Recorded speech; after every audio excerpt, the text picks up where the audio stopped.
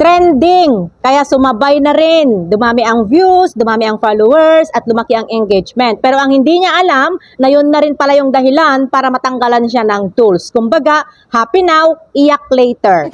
Dahil nga tuwang-tuwa na siya, dahil nga dumami na yung followers niya, tumaas na yung views niya, gumanda na yung engagement niya, pero sad to say na hindi na siya magkakaroon ng earnings dahil nga na-demonetize na siya. Hindi naman po masama guys ang makisabay sa mga trending, basta alam lang po natin yung limitasyon natin. Alamin mo muna kung may violation yan o wala bago ka sumabay. At dapat enhancement ang kailangan kung yung video na yan is kinuha mo lang sa ibang platform or sa ibang content creator. Dahil nga, kapag hindi mo yan inedit or hindi ka nag-add ng value, may posibilidad na madedetect yan ng system na unoriginal content, duplicate content, copyright content or inauthentic content. Na yun na rin yung dahilan guys para magkaroon tayo ng violation hanggang sa matanggalan na tayo ng tools. Kaya ang masasabi ko lang sa inyo guys na sikapin ninyo ang gumawa ng sarili nyong content or yung original nyong content, yung sarili nyo talagang gawa, yung ikaw mismo ang gumawa na hindi mo kinukuha sa iba para maiwasan natin ang pagkakaroon ng violation